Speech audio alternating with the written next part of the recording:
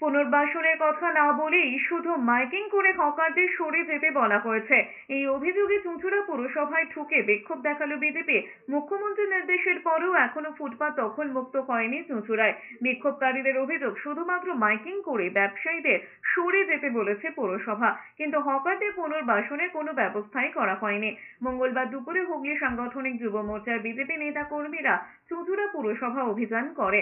Police পুরসভার gate বন্ধ করে মিছিল আটকানোর চেষ্টা করলেও গেট খুলে পুরসভার ভিতরে ঢুকে যান বিজেপি কর্মীরা। তাদের দাবি, চুঁচুড়া শহরে হকারদের পুনর্বাসন দিয়ে তারপরে উচ্ছেদ করতে হবে।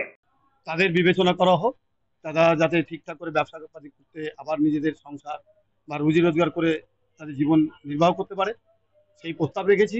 এবং পাবলিকের কথাও রাখা হয়েছে যে পাবলিকও যাতে ঠিকঠাক যেতে পারে, চলাচল করতে পারে, দুপক্ষে যাতে ঠিকঠাকভাবে চলতে পারে, সেদিকে বিবেচনা করার জন্য আমরা বলেছি।